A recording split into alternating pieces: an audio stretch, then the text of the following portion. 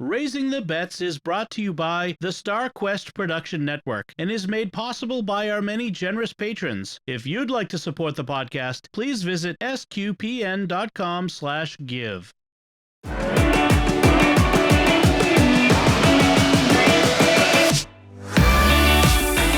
You're listening to Raising the Bets. We're a Catholic couple raising 5 kids outside of Boston. Join us as we share the joys and challenges of marriage, homeschool, and our adventures near and far as we make sense of the world and experience the best parts of our culture. I'm Dom Bettinelli. And I'm Melanie Bettinelli.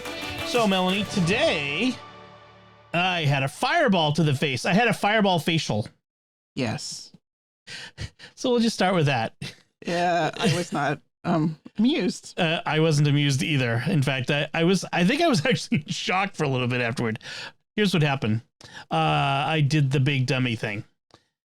So I was grilling some kebabs, some skewered meat for dinner tonight. And because it's drizzly, I didn't want to use the charcoal side of the grill. It's a hybrid charcoal gas grill, one side's charcoal, one side's gas. So I decided to do the gas, and for whatever reason, the gas just keeps going out. If I light it and leave the lid open, it stays lit. But if I close it, it'll go out.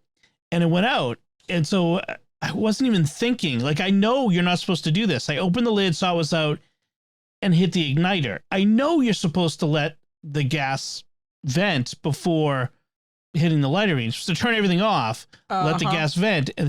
And it was instinct. It was a bad instinct. Very bad. And I distinctly remember, I can picture the fireball that came out of the grill. I'm kind of glad no one saw it happen. I'm kind of glad I didn't see it because, oh my gosh. Yeah. This freaks me out. I was very freaked out. I was thinking, like, when you said that, I was like, okay, where are my keys? Leave Bella in charge. Take you to the emergency room. Dom has done it again. If I'm not cutting some off, I'm setting myself on fire. I did manage to singe my beard and eyebrows. So it was like the distinct smell of burnt hair actually probably still is. And I was pulling singed burnt beard hairs and eyebrow hairs off for a bit. But yeah, I was kind of walking around a bit in shock for a little after that.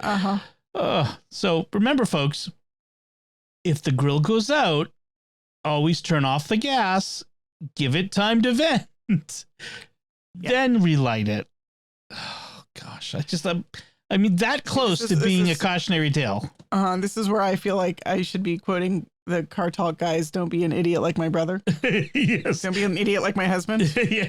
And don't be an idiot like her husband. Yeah. Oh man. So do people know car talk anymore? Not Bob and Doug McKissick. The Maliosi brothers, the Cook and Clack, the Tappet brothers. Yeah. Yeah, man, that was like the greatest radio show ever. It was. It was really.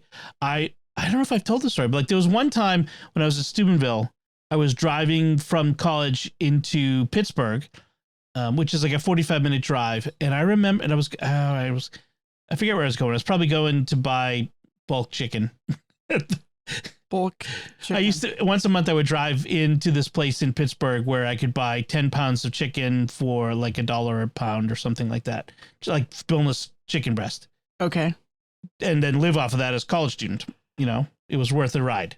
Right. Sure. Anyway, that's not really important. But I was listening to the show, and the whole ride, it was like 45 minutes of this one story that involves a lady leaving her dead dog in the car that had been taxidermied and brought it to the mechanics and left it there, and the mechanics thought they killed the dog.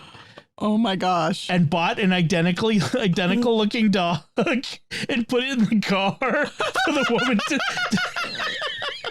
their dog miraculously was resurrected at the mechanic shop.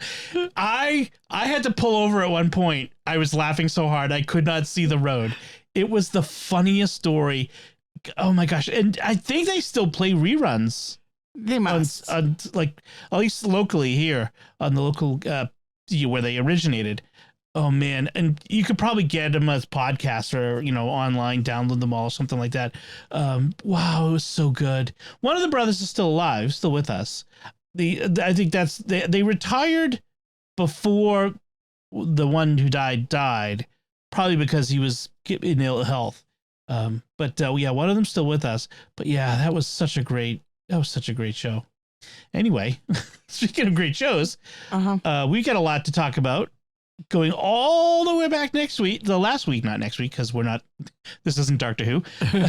Going all the way back to last week's beginning of the week, Memorial Day Parade, our annual tradition of you taking the scouts to the Memorial Day Parade. Yes. Scouts were, Isabella and Sophia carried the flags again. They did such a good job at the 4th of July parade that they were asked to do it again for the Memorial Day Parade.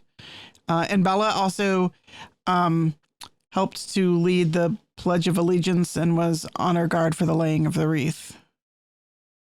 She did such a good, I saw the pictures, and I have to admit to being very proud because I have taught them how to salute properly.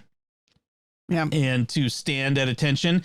Most of the scouts, they are like, I don't know what they're doing, but they're like scratching their eyeball with their pinky finger or something when they're saluting.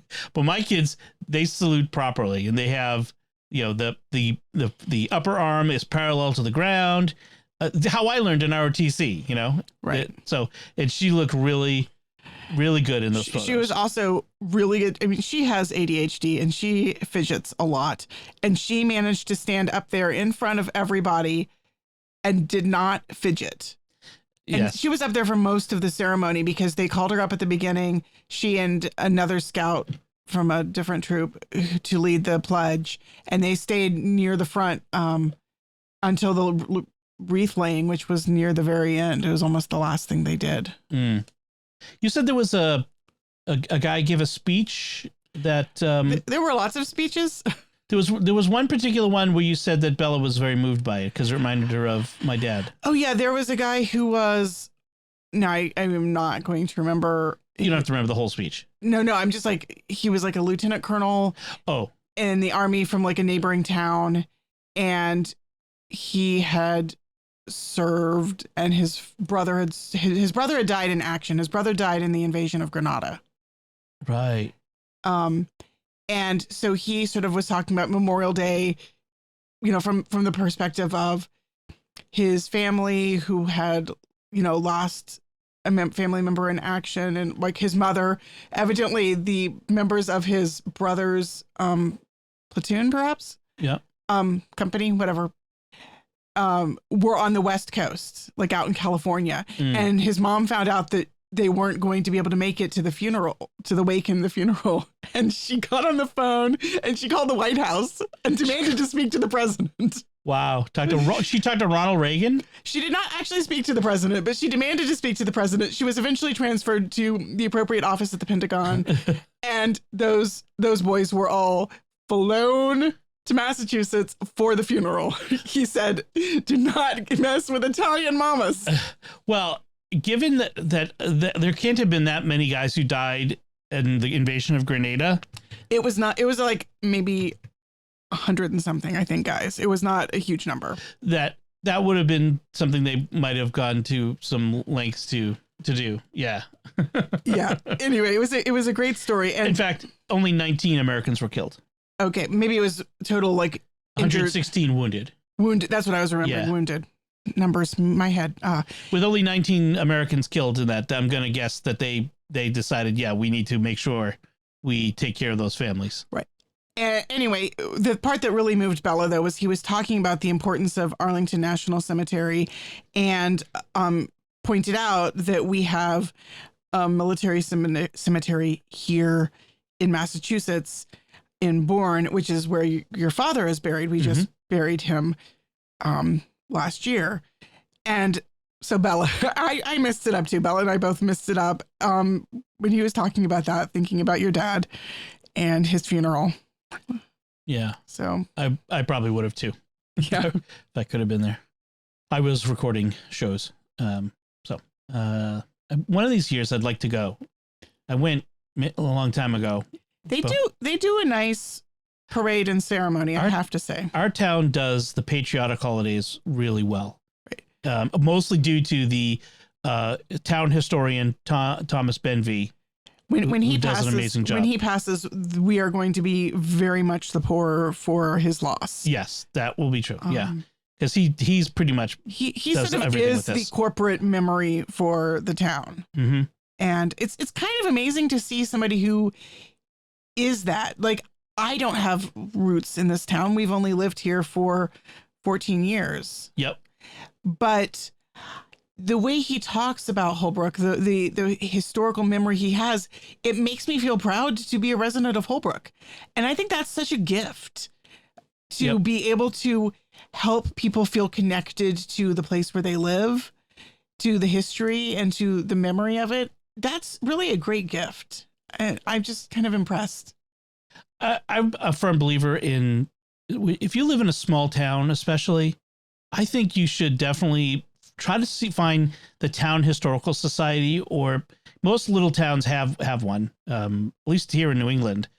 And I'm not sure that's true everywhere. It probably isn't, I suppose. But if your town has a little historical society, look into joining. It's usually like, $10 a year. You get a newsletter, but, support them, because our history in our towns is so important. This Memorial Day commemorates the dozens of guys who from this little town that have given their lives for our country in various conflicts. Although they said there hasn't been anyone from Holbrook who's died in battle since Vietnam. I think since Vietnam. Yeah, so kind of interesting. So Memorial Day parade. That's very nice. Yeah. And then today, a whole week later, on this Sunday, you went to a wedding shower for my niece. Yeah, your niece Kateri, I met when she was a toddler. Yep. And she came to our wedding shower and helped to open the presents because she was a preschooler at that point. That's right. And now, she's getting married this summer, and I'm just, it's kind of amazing. But it's really great. It was beautiful. I got to visit with your aunts. Talk about little Italian grandmas. Yeah, little Italian aunties. They are awesome. I love them so much. And it was great. It was very fun. It was like a tea party sort of thing. Everybody got fancy teacups and little sandwiches and things. Cool. Very nice. So apart from that, the other big thing that we've been dealing with this week was the unexpected closure of the medical practice that your and my doctor, we share a general practitioner doctor, this large medical practice with hundreds of doctors, and I think they said 70,000 patients in Eastern Massachusetts, shut down overnight. Just they called in the employees and said, yeah, we're done. and you only found out because of a phone call. Right. I actually was supposed to have my physical this coming Wednesday, and I got a phone call saying, we're very sorry, we're going to have to cancel your appointment. I'm like, this is not completely unusual, right? Sometimes doctors get sick or have things come up. Yeah. Yeah. She said, Compass Medical is closing for indefinitely. Yeah. And I'm like, I did not really quite understand what she was saying. You mean the particular office? Because there's like multiple buildings. Right. So I thought, well, maybe for some reason they're closing the office and that our particular doctor is in Quincy. And she's like, no, all of Compass Medical there will be information on our website. I did not really, it took me more than an hour to process what she was telling me. Yeah. I mean, I didn't keep her on the phone the whole time, but just like to like understand. It wasn't until we like Googled and found the news stories about it. And we're like, okay, this is really real. They just closed it down. And think about how big so there's already a shortage of doctors, just regular doctors out there. It can be hard to, at least in this area, it can be hard to find a new general practitioner or regular doctor and, nurses and all this sort of stuff. So, and we've had in this local area 2 hospitals close one had a big fire that shut it down, and they won't be able to reopen for like a year. And the other one, they had flooding back in 2020. 2020? It was 2020. It was like during the pandemic. Yeah. They had to close down a hospital because of flooding. Right. It was. And they haven't opened again. And they had to tear the building down. It had subsumed the foundation, and they're rebuilding it. So there's like two, like just on top of everything else. And so you have 70,000 patients out there who just suddenly don't have doctors. Now, we're generally okay. I mean, we have our conditions, we have medications and prescriptions, that sort of thing. And we were a little worried about those, but both of us had enough of our medications to last us a little bit. But just imagine the people who are going through chemo for cancer. And I was thinking today, like, what about like imagine a woman who's 9 months pregnant and, is going in for her weekly checkups and all of these conditions, all these things. And suddenly you don't have a doctor to go to. And they're telling people, go to emergency rooms and urgent cares. And, the emergency rooms and urgent cares are already overwhelmed. Right. They don't have extra people to just like do regular maintenance. Right. Care. So the good thing is, this is a little bit of serendipity for us. We love our doctor, Dr. Gupta. She's the best. I've had her longer than you have. Like, your doctor retired, and so I said you should go to Dr. Gupta. I've had her as my doctor since we moved to Holbrook, so 15 years, and she was like a new doctor then. She had just came out of med school, finished her residency, whatever. Right. But she was a new doctor at the time, so it's kind of fun to been with her this whole time.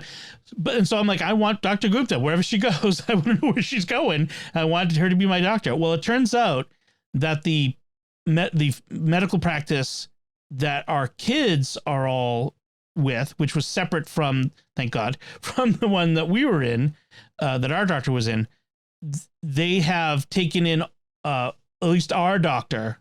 They've taken in most and many others who were at the same location. Although also the cardiologist who'd been, I have family history of heart disease, so I have to see a cardiologist regularly, and so he's also going there. It's like, oh, whew. So that's really good. We've already started the process of, you already had an account there, so to speak, a patient portal thing as the mom of the kids. So we're already, halfway in the door. So we've started that process, but we still got to figure out rescheduling appointments and all that sort of stuff is still got to be worked out. But that was a big deal. I was really concerned for a little bit. Yeah, and worried about our doctor too, because like losing your job suddenly with no warning is got to be hard. Yeah, I mean, even though doctors and nurses in high demand these days, but still, just to throw everything into flux. You had a job, you liked it, you went to you had a place you knew where to go. Now you got to find a new job and go to a new place and all that sort of stuff and start building a practice from scratch again. That would have been a pain in the neck. So, I feel bad for all these people. I saw this one woman online who was, on Twitter. She was taking a video, a selfie video, and saying how she'd worked at Compass for 26 years. And she was younger than I am. She might have been like your age. Like, I got the sense that this was the only adult job she had. She worked there for 26 years. And suddenly, just one day they tell her, you're out. We're done. So the reason they closed so suddenly, well, nobody really knows exactly. They said challenges, but a few years ago, they sued this hospital group that they were affiliated with for billing things, and that hospital group sued them back and won, so suing them was a dumb idea in the first place. And the judgment, they haven't paid on the judgment, and according to the news, it's up to $25 million. So that's got to be why. Like, they just didn't have any money. So it wasn't the best run place. Frankly, the only reason I kept going there was because of the doctor. Right. So I'm happy to try something new with the same doctor. So that was the excitement this week. Yeah, a little drama. Yeah, and also good that the fireball didn't make me have to go to the doctor. Right. That would probably have been an urgent care or emergency. I know. All right. So speaking of the grill, let's talk about what we've been cooking this week. Besides your eyebrows? Besides my eyebrows and beard. Thank you very little. So I made some grilled teriyaki shrimp and pineapple skewers. Now, there's a little story that goes with this, which is I'd seen in the circular for our local grocery store, like they do this, like buy all the ingredients for this recipe that you can find on our website. And they had a grilled teriyaki shrimp and pineapple skewers recipe. And I'm like, ooh, I like shrimp and pineapple and teriyaki.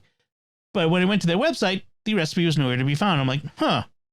So I knew that one of the things you can do with ChatGPT is you can tell it, you can give it some ingredients and say, give me a recipe, or just say, which what I did, I went to it and I said, give me a recipe for grilled teriyaki shrimp and pineapple skewers. And it did. And so I tried it and it worked out pretty good. Right?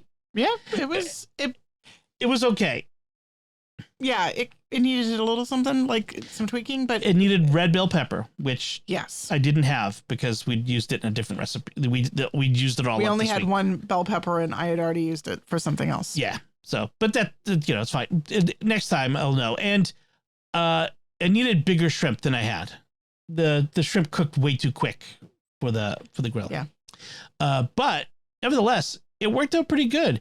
I didn't actually make the teriyaki sauce according to their recipe the recipe it gave me, because I already had some teriyaki sauce from a different recipe I made earlier. I mean, isn't teriyaki just teriyaki? Teriyaki is teriyaki. It's mirin and soy sauce and sugar and ginger and garlic. That's it. Very simple. It's the simplest thing. You should ever buy it in a bottle. I mean, mirin's the only weird thing in it. So, which is a sweetened rice wine. But it's the easiest thing in the world to make. So I made that and that was okay. Then I made another interesting dish this week, which I'd been meaning to try, which is Tuscan grilled ribs, or rosticchiani, which sounds much better than Tuscan grilled ribs. If you say so. So they're grilled pork ribs. And frankly, there's not much to this. The only sort of different thing, part of this recipe, is there's a vinaigrette you make that you can dip or spoon onto your like it's the ribs themselves. It's like salt, pepper, and oil, and then you just grill them. There was not a whole lot of especially distinctively Italian thing about them. No, the vinaigrette is like olive oil, garlic, mint, rosemary, and lemon juice. I mean, the rosemary is what makes it Italian. I didn't even try the vinaigrette. I have to confess. Now, usually I like smoked ribs. You get the bark from the glaze and the rub and the smoke, and it's fall off the bone tender and all that sort of thing. This was more like, there was some chew to it. You had to. These were not fall off the bone tender. No, but it was more like almost like pork chop sort of thing, like pork chop on the bone. Yeah. I kind of liked it. I know some of the kids, they do not like chewy meat. Yeah. But I kind of liked it. It was, I gotta say, I mean, it was as simple as it can be. You just throw it over the charcoal, let's see, 4 to 6 minutes on one side, flip it 4 to 6 minutes on the other side, and then flip it again. And I moved it off the direct heat until it reaches temperature, which is another 5 or 10 minutes or something like that. And that's it. And it was, I liked it. Was it okay this way? I mean, I kind of prefer the smoked, but the smoked takes a lot longer and is a lot more fiddly. Yeah, I don't know that I would want to have it frequently, but it was okay. Yeah. I'm not sure if it's necessarily a repeat. No, you don't think you want to have it again? I don't know. What if we tried it with like a rub on it? Or is it the texture? I think it's more the texture rather than the flavor. Yeah. No. I mean, I'll be honest. Yeah, I agree. I prefer the smoked ribs. I wonder if there's somewhere in between, like something that's still not very fiddly, but still gives you tender meat that is more like, I don't know, throw it in the oven and cook it low and slow for some time, but you don't have to fiddle with it. Well, we did once do the indoor barbecued ribs. Remember that? That was in the oven. I don't really remember, but I'll trust you on that. Yeah, I'd have to go back and how we did that. So I mostly use the technique and use my own rub and own barbecue sauce. But yeah, I mean, that roasted in the oven for 2.5 hours, basically at a low temp. So today, one of the kids said to me, I think it was Sophie, yeah, Daddy does all the interesting, fun new recipes, and you just do all the like boring things that we always have. I'm like, ouch. Well, she's not wrong. She's not wrong. Well, but that's only within the past like year or two. That's not like a permanent, like that hasn't been the status quo before. Yeah. There is another rib recipe, Meathead's last meal ribs.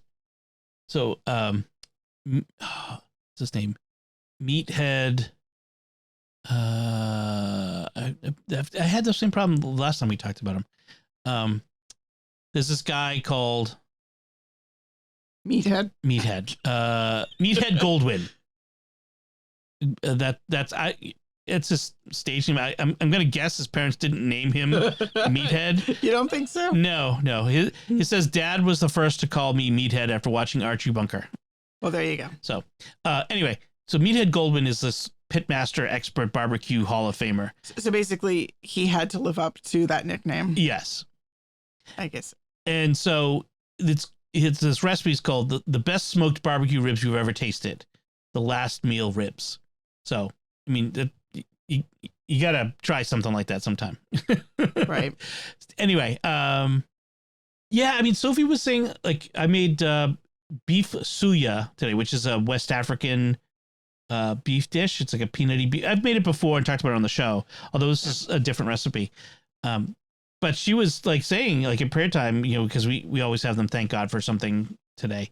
Like, thank God for one thing today. She said, thank you, God, for that awesome dinner. And she was like praising, she's like, thank you for making that, you know, the interesting meals, sort of thing. She was thinking about that, I guess. So yeah, I mean, to be honest, sometimes I always want to have at least one new thing that I'm cooking to talk about on the show. Right. But I do also just like to, I've got 1,000 recipes in Paprika of, you know, things that we haven't cooked before that I want to try. I put them in there for a reason. You know, I have, you know, dozens of rib recipes, not dozens, but I have a bunch of rib recipes. I want to try, you know, get around to them. And well, that's good because I'm kind of burnt out. Although I tried a new thing today. Yes. Oh, yes. You could let's talk about that. I did. So you had some baby spinach that we had got, and it needed to be cooked. And I was remembering a recipe that one of my roommates used to make back when I was in grad school that had spinach and chickpeas in it. And I couldn't find that particular recipe, but I was Googling around and I found like this Spanish chickpea and spinach dish that looked really good. So I decided to make that, and I was like 3/4 of the way through the recipe before I actually went to go look for the chickpeas and realized that we didn't have them. So I didn't really make that recipe, but I made a sort of Spanish inspired dish with the baby spinach. Basically, it had like some Aleppo pepper heated up in the oil, and then I sauteed some onion and bell pepper and garlic in that oil. And the bell peppers were just because we had them left over. They were not actually called for in the recipe. We just had them left over from another meal. And then wilted the spinach in that. No, before I wilted the spinach, I had some tomato sauce, like jarred tomato sauce. And I threw that in there with a little bit of wine and some liquid from the pepperoncini jar. And then you cook that down a little bit, and then you add the baby spinach and let it wilt. And at this point, then you would add the chickpeas if you had them, but we didn't. And then you toast some almonds, and you grind them in a mortar and pestle, but I just use my food processor because I'm, lazy. And you're supposed to grind them up with some parsley, and I just threw some cilantro in there because we don't have parsley, but we have cilantro. And then you add that to your wilted spinach. And it's supposed to kind of, the almond paste is sort of supposed to thicken it. You add some broth. It called for vegetable broth. We had chicken broth that was open in the fridge, so I used that. And then some raisins for that Spanish, that sweetness. I didn't notice a lot of Spanish cooking. Yeah. Oh, yeah. Interesting. A lot of Mediterranean cooking, Spanish, Sicilian uses raisins to add that sweet note to savory dishes. And I really love that.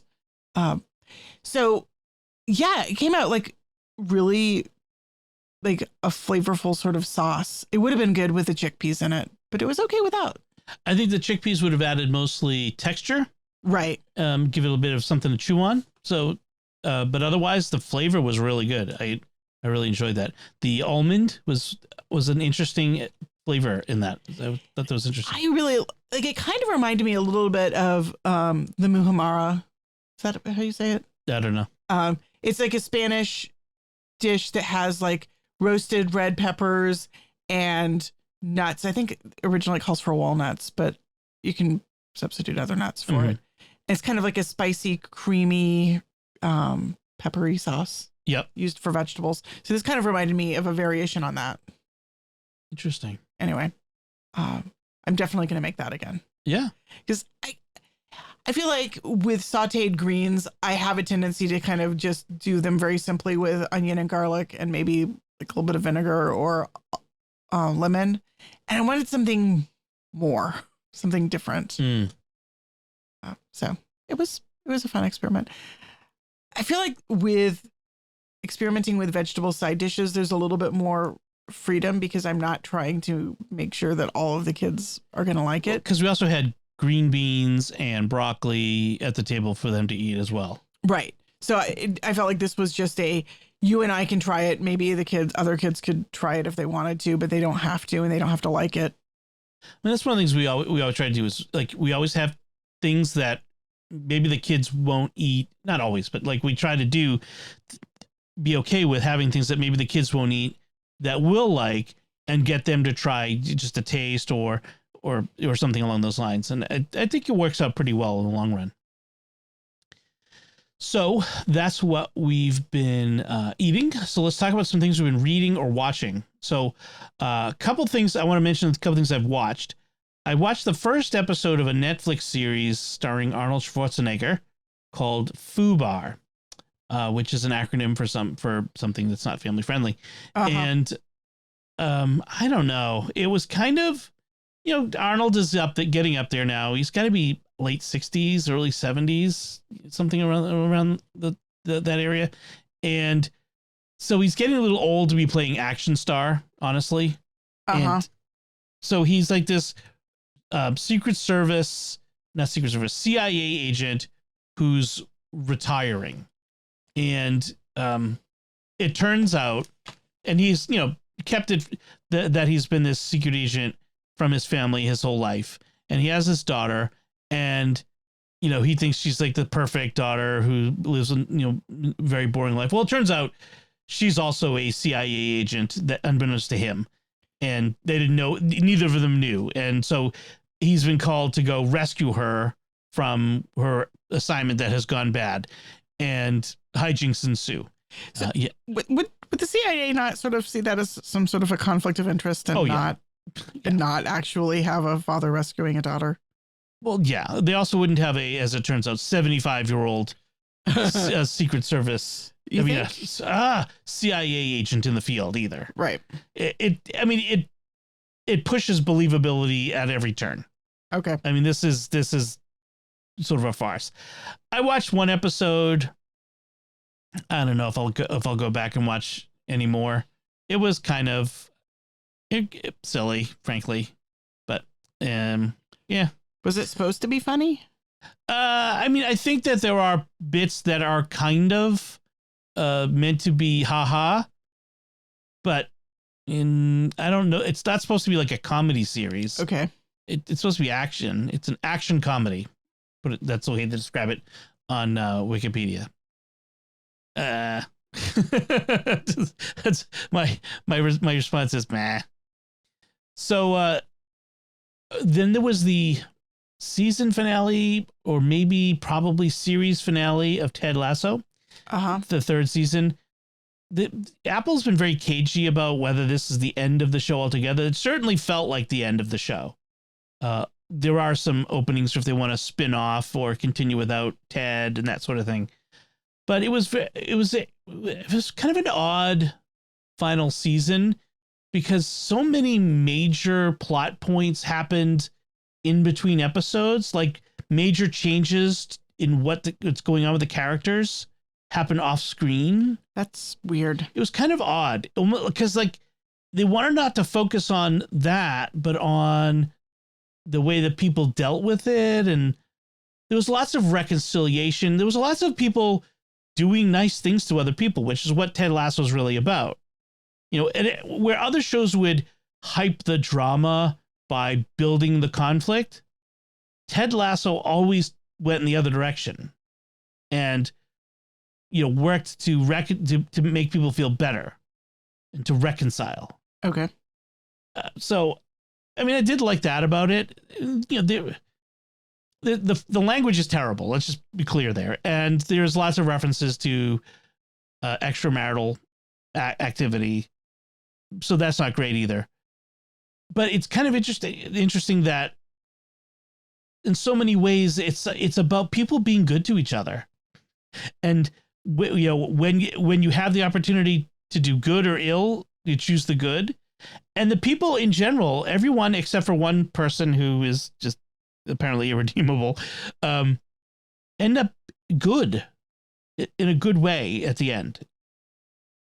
So it's kind of, it's kind of refreshing in that. I liked that about it. So I kind of hope that they continue a show with like Roy Kent, because frankly, Roy is my favorite character from the series. And he would be very funny to keep following. It's just he's the lovable curmudgeon. Okay. Roy, he's like growling at people all the time, but he's really a softie at heart. So yeah, he's a really good character. So kind of like Ron Swanson. Kind of in that same camp. Okay. Although more grumpy, more angry all the time. Okay. So there's that, and they also had a few weird storylines that they started spinning out in the third season and never went anywhere with. This one character, Rebecca, the owner of the team. They started this whole big storyline about her wanting to have a baby at this late date, and you know she's close to menopausal, if not already, or and they just dropped it. Psh, gone. One wonders if maybe they started the story arc because the actress was pregnant and then she lost the baby or something. I suppose, although given that this is the final season, I can't imagine that she would be showing by the end of it, but maybe they, yeah. That's the point you're making. That's a good point. Just thinking from the oftentimes babies get written into shows because the actress is actually pregnant. Right. So I could see them trying to set that up and then sadly having to write it out or just drop it. Or dropping it. Right. That's possible. Which would be really sad for the actress. I mean, I would think that would be really hard. I don't think that's the case, though, because I haven't seen anything about it. Although it's not like I follow celebrity news, so it's possible. And sometimes people keep things private, so it might not have been discussed. That's true.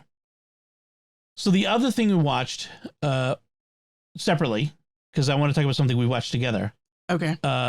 So since the kids have been taking karate, I suggested the other day at dinner that maybe they would want to see Karate Kid. And 3 of them took me up on it. Sophie did not. She just had this lack of interest in watching it, which is kind of interesting. Yeah, I think it was maybe partly lack of interest in that particular movie and partly just lack of interest in watching a movie with her younger siblings. Oh, that's entirely possible. Teenagers. She's a 15-year-old girl. Yep. And her siblings can be a little bit trying to watch movies with. That's true. That's true. So Sophie and I ended up having a movie night. Yes. But you were talking about Karate Kid. Yes. So this was the first time I'd seen Karate Kid in about 30 years. like I hadn't seen it in ages. And wow, that took me back. It was because Daniel in Karate Kid is about the age I was at that time. So this is like a nostalgia. Yeah, huge nostalgia trip for me. And wow, so fun to watch it again. All of the great lines, the Mr. Miyagi, isms, and the Yoda moments that he had, and making him wax the car and wash, paint the fence, and all this really awesome stuff. And plus stuff I totally had forgotten about. I remember the scene where he is mourning the loss of his wife. He was in the army in World War II, in the U.S. Army. Right. And there was a Japanese battalion formed of Japanese American soldiers who were drafted and then sent to fight against the Germans in Europe, in Italy. Right. Senator Daniel Inouye, that's where he lost his arm. He was a senator from Hawaii. Several years ago. Anyway, and so he's telling the story to Daniel, drunk, because he'd been drinking, because of this is the anniversary of the day that he got the telegram that told him that his wife had who was pregnant with his child, their first child, had died in labor at Manzanar, the internment camp. Oh my gosh, that's horrible. I did not remember that at all. Yeah, and they don't make a big deal out of it, but you see in the box of the letters and stuff, he has a Medal of Honor. Mr. Miyagi is a Medal of Honor winner in the movie. Interesting. And the Medal of Honor winner, his wife, was in the Manzanar internment. That internment, Japanese internment, is brought up there with among the most shameful things in American history, including, along with the things we've done to African Americans and we did to Native Americans, the things we did to Japanese Americans too. Like that, just those are three of the worst things America's ever done, just straight up. And it reminded me of it. And I actually was able to tell the kids a little, paused the movie and told them a little bit about the context so that they would understand. My friend Kira's dad was interned in Canada. Yeah. He was a small child, but yeah. They didn't inter Italians and Germans. No. They only did to Japanese because, being Asian, they were alien and strange and more foreign, and so it was a racism thing. It's definitely very racist. I'm not one for pointing at racism everywhere, but you have to call it out where it is, and that was totally there. Anyway, but the rest of Karate Kid was good. I was surprised at how quick the final battle went, the final karate thing with the bad guy. And I also had forgotten that Johnny of Sweep the Leg fame actually congratulates Daniel at the end. And it's kind of fun because I've also been watching the new Cobra Kai series on Netflix, right? Which picks up where Daniel and Johnny are now, 35, 40 years later, and how the tables have turned. Daniel's actually a very successful businessman and, wealthy. And Johnny, who came from money, is, down on his luck and a loser, basically. It's kind of interesting. It's a good series. I've only watched part of the first season, so I'm kind of interested in picking back up again now that I've watched Karate Kid again. So you watched something with Sophie, though. Right. We watched the first episode of the Pride and Prejudice miniseries. What was that, from? Somewhere in the 90s, like early 90s, I want to say. Who was in that? You said Colin Firth was in that? Colin Firth and Jennifer L.A. E-H-L-E. 1995 TV series. 95. Oh, yeah. So good. So Sophie and I read Pride and Prejudice earlier this year. I don't remember. Anyway, and I had told her that we would have watched the miniseries, and we just hadn't got around to it yet. And so she was kind of like, I feel like watching something, but I don't want to watch Karate Kid. And I said, it's time for Pride and Prejudice. So she thoroughly enjoyed it, and I hadn't seen it in ages. So I thought it was really fun. Cool. It's so good. Awesome. So so that's things. Oh, and then we got to talk about the series we're watching together, Right. American Born Chinese. Right. American Born Chinese is based on a graphic novel that I have not read. By Gene Yang. Right. Who is Catholic. Catholic. And he actually wrote a graphic novel that I have read. It's actually a duology called Boxers and Saints. And it's about the Boxer Rebellion and the Catholic martyrs. So Boxers is obviously about the Boxer Rebellion, and Saints is about the Catholic martyrs who were killed during the Boxer Rebellion. So yeah, American Born Chinese is an adaptation that Disney is doing. So it concerns the mythology of the Monkey King of Heaven, Sun Wukong, and his son. What's his son's name? Jin? No, Jin is the boy. Anyway, there's a battle brewing in heaven, and the son takes the iron staff, which is the only weapon that his father's son can use to defeat the beast man, whatever, the usual thing. Anyway, but the main character in this show is this teenage boy, Jin Wang. And Jin is an American teenager at a California high school whose parents are both immigrants from China, but he's American born Chinese. And he does not like standing out and being different, and he just wants to fit in. Right. And so, he likes anime, and he's got his friend who likes it too, but he plays soccer, and he wants to be part of the crowd, and there's a cute girl that he likes, and all the usual teenage things. And then this kid shows up who's very strange, who is very Chinese, like from China, and kind of gets in his life, and he's kind of paired up with him because the racist principal says, well, you're both alike. And he's like, how? I'm like, he's like, I don't really speak much, Mandarin. Like my parents speak it, and I can kind of talk to them over dinner, but not much. Like, he's very much an American kid, but because they're both Chinese ethnicity, she pairs them up. And you might guess from the description that we gave, the battle in the heavens shows up in this Chinese kid's life in this high school, and he gets embroiled in it all. We've watched the first 2 episodes. Michelle Yeoh shows up. I love Michelle Yeoh. I watch her in anything. She's fantastic. So it's fun to see her again. But I kind of like it. There's not a lot of it. At the end of the second episode, Jin is just getting connected to the mythology stuff. Right. It takes it's a kind of a slow build. Yeah. Which is fine. I like slow builds. It does spin out a lot of the sorts of things that children of immigrants have to deal with a foot in 2 worlds. Right. I mean, when you taught at Salem State College, you knew a lot of kids like that. Right. I also had some students who were exchange students. Right. Too. So yeah. Yeah, so it's a good series so far. I like the actor Jin, who plays Jin. I mean, he's good at it. I mean, he's endearing. It reminds me a little bit of Ms. Marvel. I'm kind of curious whether that sort of spins out in the same sort of way. Although he doesn't have the very American friend like they often have.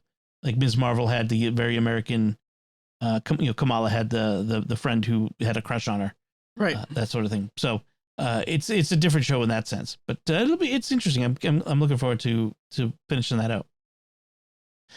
So you're reading a book.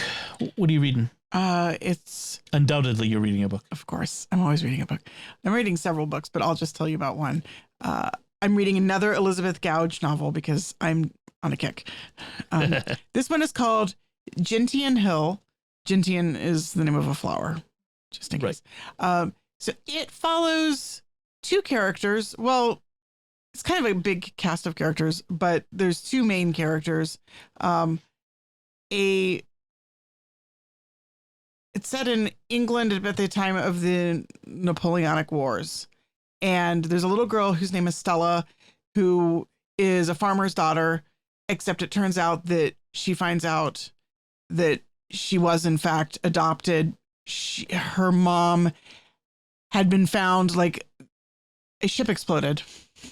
Okay. And her mom had been on the ship and was found drowned, but holding on to baby Stella. And they discovered the baby was not dead. And so they rescued her, and nobody knew who the mom was. She had no identifying anything on her. And so the farmer and his wife, who were childless, adopted her. Huh.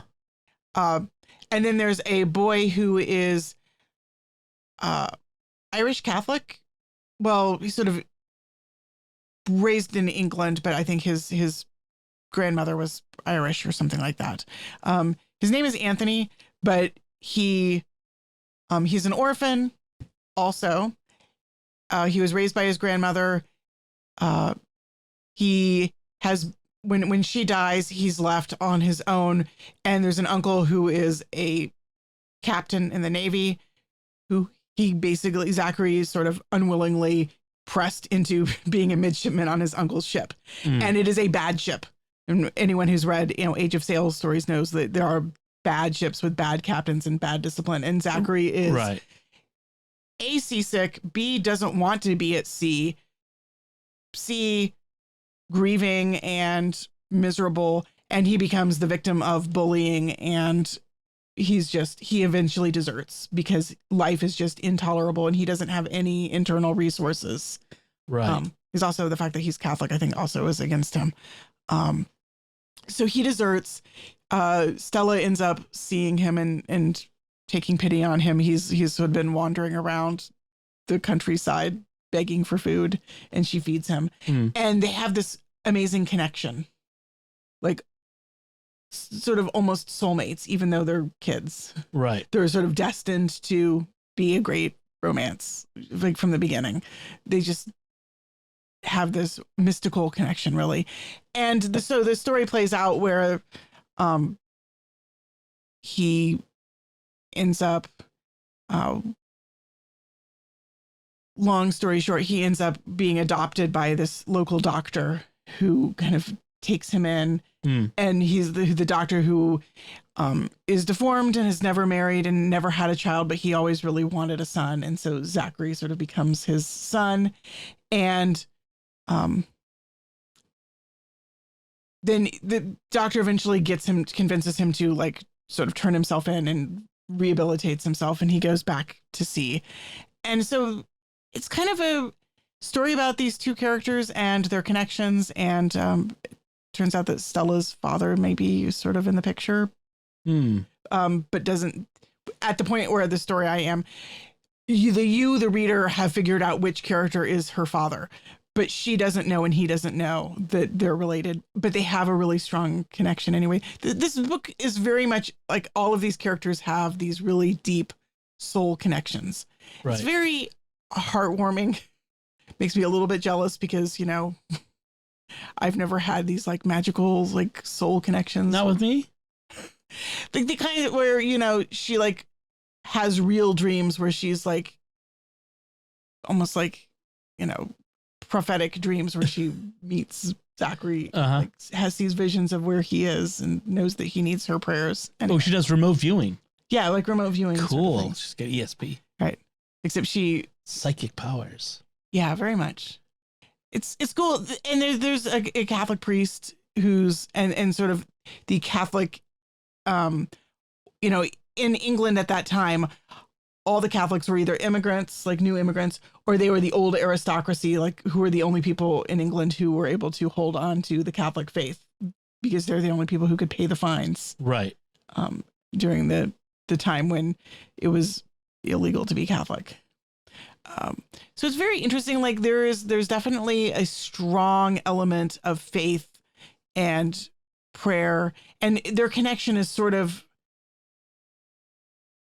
like, you want to call it remote viewing. I think that there's a strong implication that there's a spiritual element to it. Sure. Like, the purpose for Stella being able to see what Zachary and feel what Zachary is undergoing is so that she can pray for him in his times of trouble. Are they a duology in the Force, like Rey and Kylo Ren? Probably something like that. but there's very much a sort of sense in which her call is to support him spiritually in prayer. And I really like that. Prayer is real and efficacious, and it matters in this story. And there's a lot about courage and sacrifice, and it's just really beautiful and wholesome. Cool. So the book I finished this week is not exactly on the other side of the spectrum because it actually has a few things like that in it. So it's the latest Tom Clancy novel called Flashpoint. Tom Clancy died years ago, but it's a continuation of his stories. So it has lots of ESP and it has rosary and prayer. Oh, okay. So it's called Flashpoint by Don Bentley, and it involves Jack Ryan Jr., who's the son of the president Jack Ryan, who is the original Jack Ryan from the original Hunt for Red October books and that sort of thing. So I've mentioned that before. So it's interesting. So there's obviously the thriller concept in the at the core of it, where there's this private Chinese company that has deep roots in the Communist Party because it's China, and they've actually identified Jack Jr. as the president's son. He has this secret identity, kind of, where he's this secret agent, but his identity is hidden such that nobody should really know who he is, because if they knew who he was, they would try to attack him to get at the president. So this one CEO of this Chinese company has figured out who he is and is trying to get him. In order to get at his father? In order to get at his father, right? So to undermine it, because that would undermine Jack Ryan Sr., and American policy would suffer, foreign policy would suffer while he is grieving, etc. Right. So that's sort of the action plot. But the deeper plot is the internal to Jack, which is he's in his 30s now. He's trying to figure out, what is my life going to be? Am I going to be this action, secret agent guy? There's a woman in his life. Should he settle down with her? He's pulled in two directions. He, and in the meantime, he's being put into a leadership position among his team. And am I up for it? Can I be this leader they want me to be? And it's really kind of an interesting little bit of character study. It wasn't the best book in the series by any means. It felt like it ended a bit abruptly, but it was fun. There's a bit of rip from the headlines quality with it. At one point, one of the climactic events is over the South China Sea, the U.S. is sending long-range Navy reconnaissance planes called P-8, not Orion. They're P-8s. Is the designation, and it gets harassed by a Chinese fighter jet and ends up crashing, and they have to rescue the crew before they can get captured by the Chinese military. As I'm reading this, in the headlines, here's the headline: the United States Indo-Pacific Command accused the Chinese pilot of unprofessional intercept after the J-16 fighter craft the pilot was flying swerved in front of a U.S. reconnaissance aircraft over the South China Sea last week, visibly shaking the plane as it flew through the fighter aircraft's wake. I mean, that's exactly what happened in the book. It's it's kind of, except in the book, he caused them to crash. So it was pretty interesting. There's at one point, I mentioned the rosary at the end of the book, where he's trying to save this person, and he's not sure he's going to make it in time to save them. And it says the book, he starts praying the rosary to himself. So he's a Catholic character. It's not overtly like all over the place, but the Catholicism of both Jack Ryan Sr., Jack Ryan Jr. does come out in the books over the series of books. So it's kind of interesting there. Also, there was a nice little nod. One of the first ghostwriters for the Tom Clancy series of books, while Clancy was still alive, he had ghostwriters helping him, was Mark Greaney, who wrote and writes the Gray Man series, which was made into that movie on Netflix last year. Right. And at one point, Jack says he's trying not to stick out in public to assume the Gray Man persona, which I thought was a nice little nod to Mark Greaney. Yeah, that was kind of fun. So I enjoyed it. I mean, if you like Tom Clancy, if you like military thrillers, it's right up that alley. There's even a submarine battle going on, and it just as a throwback to the old Hunt for Red October days. I never read any Tom Clancy, but I did like the movie Hunt for Red October. Yes, that was good. With the most Scottish Russian sub-captain ever. Oh gosh, you gotta love Sean Connery as a Russian sub-captain. He was the best part of that movie. He was. All right, so that's what we've been reading and watching. So let's talk a little bit about Trinity Sunday. Or as my friend said, it's accidental modalism Sunday. That's modalism, Patrick. I was thinking that today. The YouTube video. We did not hear any heresies in our homily. No. In fact, I think Father Emmanuel, who celebrated Mass for us today, he did a great job of avoiding it. In fact, he said it's not, because that's not what Trinity Sunday is about. Right. He said it's not really about looking for, like, it's not about understanding the doctrine. It's about living the mystery. Right. I loved that. It's not understanding. It's not about intellectual understanding. It's about how we live the faith. A lot of priests get hung up on trying to explain the Trinity to people, which I get it. I mean, I understand why they're trying to do that, because people are confused by it. And so they try to explain the theological doctrine as best as can be explained, which isn't very good, because it's three persons, one nature. Like, how does that work? And then you end up in accidental heresies. So, right. So this one, he started with a story of a little child who asked his mother, "Where is God?" And God is everywhere. Oh, he asked the priest, "Where is God?" He says, "God is everywhere." And he goes home and says, "Mommy, the priest said that God is everywhere. Is he in the cupboard?" "Yes, he is." "Is he in the refrigerator?" "Yes, he is." "Is he in this sugar bowl?" "Yes, he is." And then he opens the sugar bowl and says, "God, I have found you." It was longer than that, but that's the essence of the story. Which reminds me of a Lift the Flap picture book we used to have when the kids were little, called "Where is God?" And like the little baby, the toddler walks around the house looking for God in like the closet and in the drawer and under his bed, and then he eventually finds God in his heart, which is exactly what Father says. Right. He tells another story about the gypsy man who comes to the village and is drinking some water from the fountain in the square, and is talking to the fountain, and a little boy comes. What's that? I thought it was a well. I think Father switched from fountain to well at one point. He said fountain first, but anyway, he asked, the little boy comes and says, "Who are you talking to?" He says, "I'm talking to God." He says, "Does God live in the water?" And the gypsy man says, "Well, come and see. If you look in the water, you'll see God." And so he lifts him up and he looks down into the well, and he says, "All I can see is my reflection. All I see is me." And he says, "That's right, because God lives in you." And so Father's point is, God principally lives in my heart. If we want to know God, if we want to encounter God, the primary place we encounter him is indwelling within us. Right. God's not primarily out there. Like sometimes people want to go out into wilderness and find God in the wilderness, or they want to go out into the great cathedrals and find God in the great cathedrals. And God is in all those places. But first and foremost, wherever you are right now, God is in you. God lives in you, which was the message of last week, Pentecost Sunday, where the fire fell. Hey, if this was Pentecost Sunday, that totally would have been a Holy Spirit moment for me at the grill.